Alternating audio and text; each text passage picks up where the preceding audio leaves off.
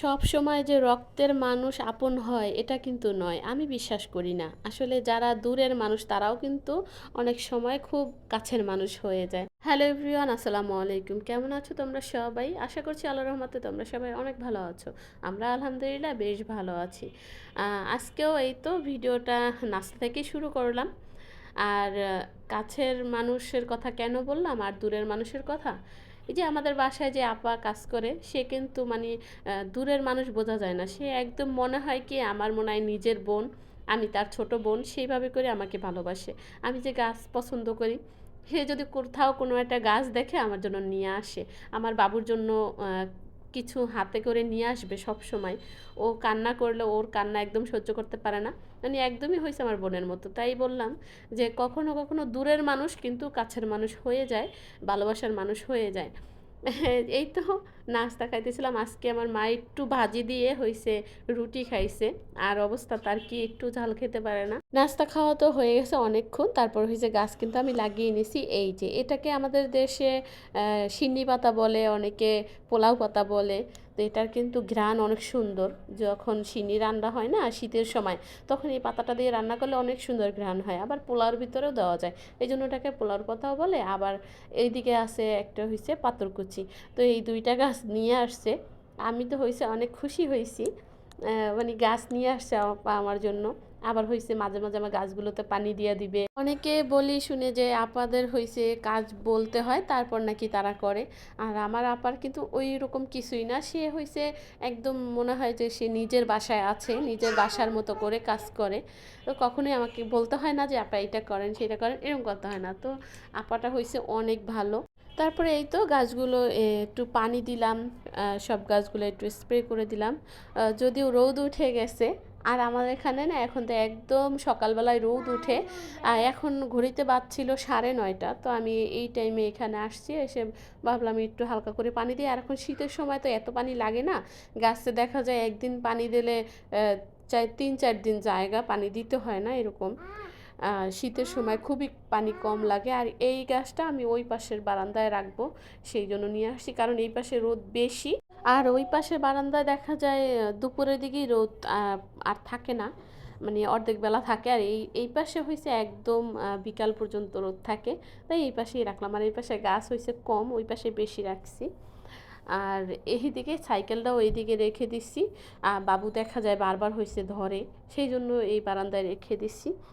এই দিকে আবার আমি হয়েছে গাছ লাগানোর আগেই অ্যাকুরিয়ামটা ধোবো, সেই জন্য হয়েছে পুতুলটা বের করে ধুয়ে রাখছি। আর সে কি করছে, এই যে সাজাইছে, আমাকে বলে আমার সুন্দর করে দিছে। যাই হোক, ও কিন্তু এইভাবেই আর কি খেলা করতে থাকে আমার সাথে সাথে। আমি যেটা করি ও সেইটাও হয়েছে করার চেষ্টা করে। তারপরে এই যে নিয়ে যাইতেছে, মানে এটা হয়েছে অ্যাকুরিয়ামের ভিতরে এখন রাইখা দিতে বলে। যাই হোক, অ্যাকুরিয়াম ধোয়া হয়ে গেছে আমার। তারপরে হয়েছে আমি একটু বাইরে গেছিলাম, জান্নাতের হয়েছে ভালো লাগে না, সেই জন্য ওকে নিয়ে হয়েছে মাঝে মাঝেই আমি বাইরে যাই। আর ভালো লাগে না বাসার ভিতরে, সেই জন্য ওকে একটু বাইরে নিয়ে যাই। তারপর দেখা যায় যদি সামনে কিছু পড়ে, তো দেখলে ভালো লাগলে নিয়ে আসি। আর আমি হচ্ছে বেশি টাকা নিয়ে গেছিলাম না আজকে, যেন কয় টাকা নিয়ে গেছিলাম জানি না। ওই কপিটা আমার কাছ থেকে 20 টাকা নিছিল। তো এখন মনে হয় আবার একটু দাম বাড়তেছে। আরেকদিন তো আমি 3টা কপি ফুলকপি নিয়ে আসছিলাম 20 টাকা দিয়ে, আজকে একটাই হয়েছে 20 টাকা নিচ্ছে। হ্যাঁ, তারপরে একটু কাঁচামরিচ নিয়ে আসছিলাম, একটু গাজর পাখির জন্য। আর একটা বেগুন নিয়ে আসছি, কারণ বেগুন ভাজা তো আমি খাবো আর ওই যে আপাই খাবে, জান্নাতের বাবা তো খায় না। মরিচগুলো সুন্দর করে বটু ফেলাই রাখতেছিলাম। আর হয়েছে ধইনা পাতাগুলো আমি বেছে টেছে ধুয়ে তারপর হয়েছে বাটিতে করে রেখে দিব।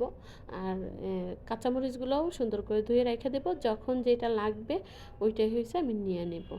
তো হ্যাঁ, এই যে মরিচগুলো বাছা হয়ে গেছে, তারপরে ধইনা পাতাগুলোও বাইছে নিতেছি। এতক্ষণ এইখানে বাবু ছিল, খুব দুষ্টামি করছে। আর দুষ্টামি করলে দেখা যায়, এইখানে তো আমি অল্প একটু ভিডিও দেখাইছি, আর এটা বাঁচতে আমার অনেক সময় লেগে গেছিলো, কারণ ওর সাথে আসলে পারা যায় না। আর ও তো ছোট মানুষ, ঘরে একা একা থাকে, আসলে ওকে বেশি একটা মারি না। যখন দেখা যায় একদম বেশি জ্বালাতন করে, তখন কিনা ধমকি দেই, ছোট করে একটা থাপ্পড় দেই। তাই হইছে সে একদম কান্দা কাইটা অস্থির করে ফেলে। মানে এত দুষ্টামি করে, কি করবে, মানে অন্য কেউ বাসায় নাই তো, একা একা ভালো লাগে না। ও তারপরে হয়েছে তাকে ওই মাঝে মাঝে আবার একটু বাইরে নিয়ে যাই, মাঝে মাঝে একটু ছাদে নিয়ে যাই। যাই হোক, এই পর্যন্ত আমার ভিডিওর সাথে যেই আপু ভাইয়ারা আছো, এখনও আমার ভিডিওতে একটা লাইক দাওনি, প্লিজ মনে করে একটা লাইক দিয়ে দিবে, কারণ তোমাদের একটা লাইক আমার কাছে অনেক মূল্যবান। এই তো শাকগুলো কিন্তু খুব সুন্দর করে বেছে টেছে নিয়েছি। এখন হয়েছে বেগুন ভাজাটা করে নিব। শাক আর হয়েছে কাঁচামরিচ বাছতে বাছতে আমার একদম 1:30 বাইজে গেছিলো, মানে খাওয়ার টাইম হয়ে গেছে। আর এই তো কালকে গরুর মাংস রান্না করেছিলাম, সেখান থেকে একটু মাংস আছে, তারপরে ডাল আছে। তো রাত্রে দেখা যায় আর কিছু রান্না করব না, জান্নাতের বাবাকে হয়েছে এগুলাই খেতে দেব। আর সাথে যদি একটা ডিম ভাজা করে দিই তাহলে তার খাওয়া হয়ে যাবে। আর কালকে রাত্রে যে ভাত রান্না করেছি ওটা কিন্তু আমরা একদমই খাই নাই, ওইভাবেই রয়ে গেছে। তো এই ভাতগুলাকে এখন একটু গরম করে নেব, আর হয়েছে বেগুন ভাজা করব। ওইদিকে কাজ করতেছিলাম, তারপর দেখলাম আপা ডাক দিল। এই যে হয়েছে, সে যখন ঘর ঝাড়ু দেবে, যখন ঘর মুছবে, তখন জান্নাতে এই যে তার পিঠের উপরে কিন্তু উইঠা থাকবে। তারপরও সে কিন্তু কখনোই রাগ করবে না। আমি যদি ওকে হয়েছে ধমকি দেই তাহলে দেখা যায় আপা আরও রাগ করে, যে ওকে কিছু বইলেন না, ওকে কিছু বললেন না, মানে এরকম একটা বলে। তো যাই হোক, আপা কিন্তু কখনোই বিরক্ত হয় না।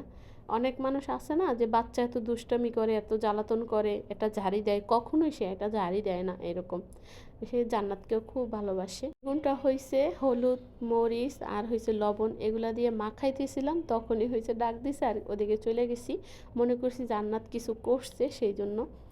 তো গিয়ে দেখলাম যে না, কিছু করে নাই এরকম। যাই হোক, ওইখান থেকে কথাবার্তা বলে আপনার সাথে, আর তারপরে আবার আসছি এই যে বেগুন ভাজাটা করে নিব। আর আপা হয়েছে ভাত খেয়ে যাবে, তো সেই জন্য ভাজাটা করে নিতেছি। এই তো ভাজা কিন্তু খুব সুন্দর করে হয়ে গেছে, এখন হয়েছে একটা বাটিতে উঠিয়ে নিব। আর আজকের মতো সহজ রান্না মনে হয় একদিনও হয় নাই। ওই যে এই যে বেগুন ভাজা করেছিলাম, আর রাত্রে হয়েছে ডিম ভাজা করেছিলাম। তা আজকের রান্নার মানে সহজ রান্নার মতো আজকের মতো একদিনও হয় নাই, খুব সহজ একদম রান্না করছি। তারপরে এই তো বেগুন ভাজাগুলো সুন্দর করে উঠাই নিলাম। আর খুব সহজে আজকে রান্নাটা আর কি খেলাম, মজা মজা করে ভাত খেলাম। আর ভাতটা একটু গরম দিয়ে নিছি দুপুরবেলা, আর প্রতিদিনই তো আমি রাত্রে হয়েছে ভাত রান্না করি। যাই হোক, কথা বলতে বলতে একদম ভিডিওর শেষ পর্যায়ে চলে আসছি। এই সময় একটু দেখাইতেছি অ্যাকুরিয়ামটা ধোয়ার পরে আর কি কেমন হয়েছে। এখন দেখতে মাশাআল্লাহ অনেক সুন্দর হয়েছে। আর বেশি একটা ময়লা হয়েছিল, এবারকার অ্যাকুরিয়াম ধুইতে একটু দেরি করে ফেলছি, লেট হয়ে গেছিলো। আর আমি যেখানে যাব আমার মায়ে তো সেখানেই হাজির। তো আজকের ভিডিও এই পর্যন্ত, সবাই ভালো থাকো, আল্লাহ হাফেজ।